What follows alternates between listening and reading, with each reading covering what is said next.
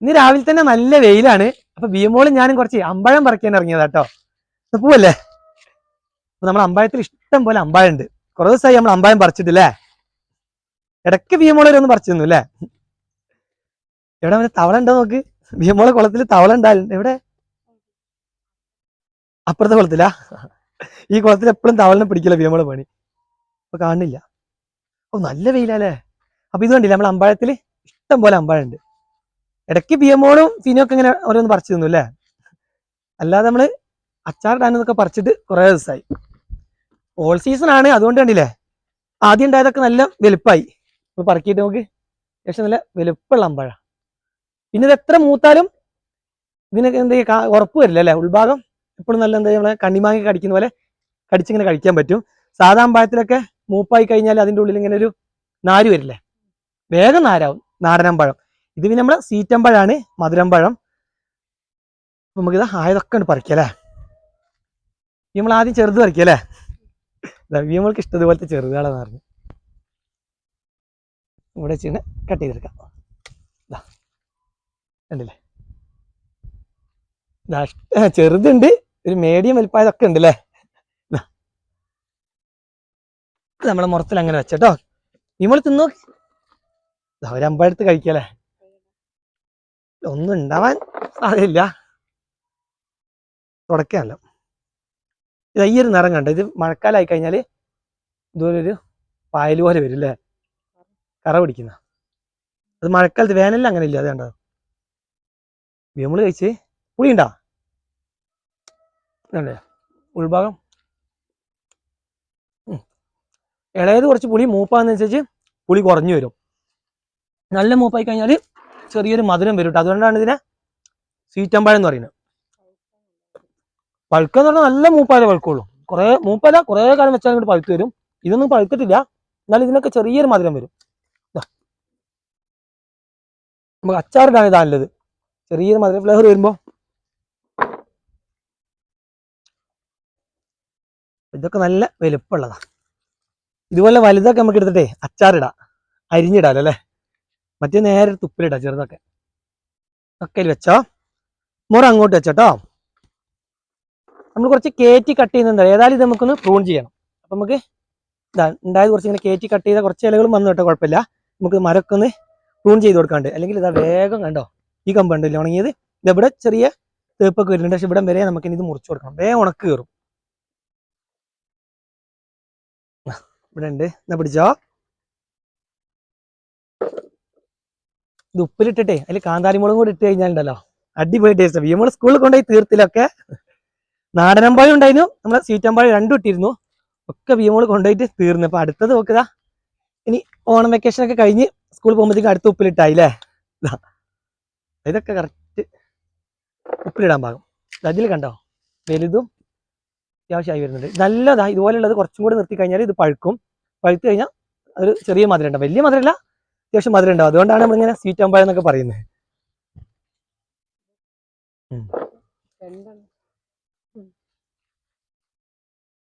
മഴക്കാലമായി കഴിഞ്ഞാൽ നമ്മൾ അമ്പഴത്തിന്റെ മുകളിൽ ഇതാ ഇങ്ങനെ ഒരു നിറം ഉണ്ടാവും അല്ലേ. അത് മൂപ്പായിട്ടൊന്നുമില്ല, ഇളയതിനൊക്കെ ഉണ്ട്. അതിങ്ങനെ മഴ കൊള്ളുന്നുണ്ടോ. വേനലിൽ നല്ല ഈ ഒരു നിറമായിരിക്കും. ഇവിടെ കണ്ട കുറച്ച് നേരം നല്ല പച്ചപ്പായിട്ടുണ്ടാവും. ഇവിടെ ഇവിടെ ഇതല്ല.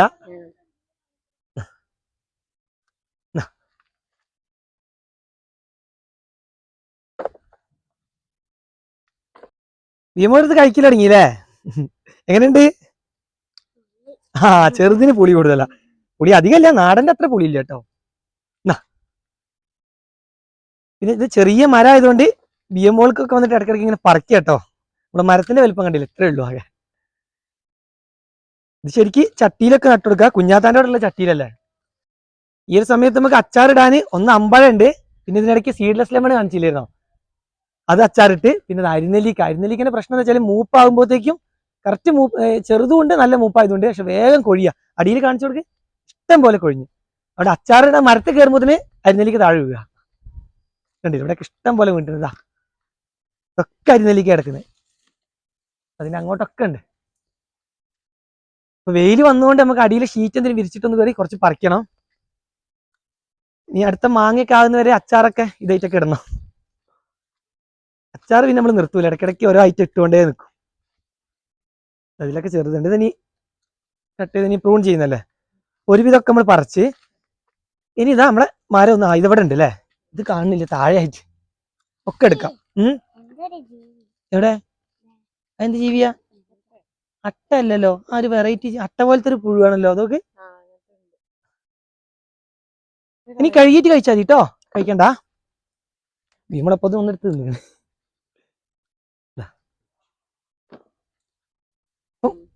അതൊക്കെ ചെറുതല്ലേ, കുറച്ച് എല്ലാം പറിക്കല്ലേ. ഒരുവിധമൊക്കെ ആയതൊക്കെ ഒരുവിധം എന്നല്ല എല്ലാം നമ്മൾ പറിച്ചില്ലേ, കഴിഞ്ഞില്ലേ. ഇനി നമുക്ക് നമ്മുടെ മരം ഒന്ന് പ്രൂൺ ചെയ്ത് കൊടുക്കണം. ഞാൻ പറഞ്ഞില്ലേ മരം എന്ന് പറയാൻ പറ്റില്ലല്ലേ, തൈ എന്ന് പറയാം, അത്ര ചെറിയ അമ്പഴല്ലേ. ഇതാ ഇവിടെ കണ്ടോ മുള വരുന്നുണ്ട്, പുതിയ തൂമ്പ് വരുന്നുണ്ട്. അപ്പൊ അതിന്റെ ഇടയ്ക്കുള്ള ഇതാ ഇതുപോലുള്ള ഉണക്കുണ്ട്, ഇത്രയും ഉണക്ക് വന്നു പോയി. അതെപ്പോഴും ഇല്ല കേട്ടോ, നമ്മൾ ഒരിക്കലും മരം ഉണങ്ങി പോകുന്നത് നമ്മൾ കട്ട് ചെയ്ത് കൊടുത്താൽ ലെവലായി കിട്ടും. പിന്നെ ഇങ്ങനെ കട്ട് ചെയ്യുന്ന സമയത്ത് ഇപ്പൊ മഴയൊക്കെയുള്ള സമയമായതുകൊണ്ട് കുറച്ച് സാഫ് നമ്മളിവിടെ ഇങ്ങനെ തേച്ച് കൊടുക്കുന്നതല്ല. നമ്മൾ സാഫ് എന്തായാലും ഇപ്പൊ നീ കയ്യിലാക്കാൻ വയ്യ, നാളെ നമുക്ക് എന്തായാലും കുറച്ച് സാഫ് തേച്ച് കൊടുക്കണം. ഇവിടെ ഉണ്ട്, ഇവിടെയൊക്കെ സാഫ് തേച്ച് കൊടുക്കണം. അല്ലെങ്കിൽ ഇങ്ങനെ ഈ കരിച്ചിൽ മാത്രമല്ല ചീച്ചിൽ വരും. ചീച്ചിലിനാണ് നമ്മൾ സാഫ് ഒഴിക്കുന്നത്, ഒഴിക്കല്ല തേച്ച് കൊടുക്കുന്നത്. ഇവിടെ വരെ ഉള്ളു പച്ചപ്പ് കണ്ടോ, അത്രയും ഭാഗം നമ്മൾ കട്ട് ചെയ്ത് ഇവിടെ ഇവിടെയൊക്കെ ഇല്ലായിരുന്നു പറിച്ചടി. ഇതൊക്കെ ഒന്ന് ഇതവിടെ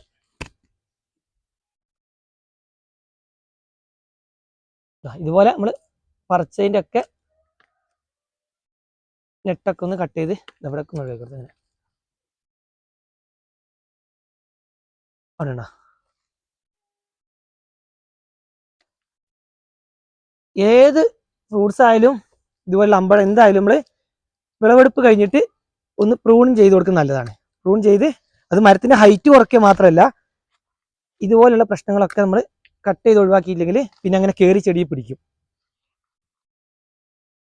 ഇതിന്റെ ഇടയ്ക്ക് നമ്മൾ അമ്പഴം മൊത്തം അങ്ങോട്ട് ഉണങ്ങിനു അല്ലേ.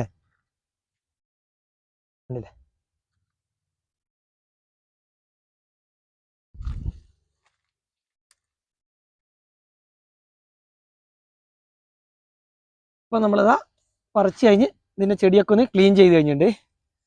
ഇനി നമുക്ക് അടിയിൽ കുറച്ച് കമ്പോസ്റ്റ് ഒക്കെ ഇട്ട് കൊടുക്കണം. ഇവിടെയൊക്കെ നമ്മൾ ഷീറ്റ് വിരിച്ചത് കളം മുളയ്ക്കാക്കാൻ വേണ്ടി ഇതിന്റെ ചോട് മാത്രം നമ്മൾ ഇങ്ങനെ മാറ്റി വെച്ചിട്ടുള്ളൂ. അപ്പൊ ഇവിടെ നമുക്ക് ഇനി കുറച്ച് കമ്പോസ്റ്റ് ഒക്കെ ഇട്ട് കൊടുക്കണം. വിമള പോവാ ഇതാ വെയിലുണ്ട്, ഇപ്പൊ മഴക്കാർ വന്നിട്ട് നമ്മൾ അമ്പഴം പറിച്ചുമ്പോഴത്തേക്ക് മഴക്കാർ വന്നു. അപ്പൊ ഇതാ ഇത്രയും അമ്പഴം കിട്ടിയിട്ടുണ്ട്. നല്ല ഇതുപോലെ നല്ല വലുപ്പമുള്ളതുണ്ട്, ഇതുപോലെ നല്ല ചെറുതും ഉണ്ട് അല്ലേ. പോവാ നടക്ക് വിമളെ, അങ്ങോട്ട് പോയിട്ട് കാണിച്ചു തരാ. ഇവിടെ നമ്മൾ ചട്ടിയിൽ ചെണ്ടുമല്ലി വെച്ചിട്ട് ചെറിയൊരു ഗ്യാപ്പേ ഉള്ളൂ. അപ്പൊ ഇതെടുത്തിട്ട് ഇനി വേഗം നമുക്ക് കണ്ടില്ലേ അങ്ങനത്തെ വലുതൊക്കെ മുറിച്ചിട്ട് നമുക്ക് അച്ചാറും ഇടാം. ഇതുപോലുള്ള ചെറുതൊക്കെ എടുത്തിട്ട് നമുക്ക് ഉപ്പിലും ഇടാം. പോവാ.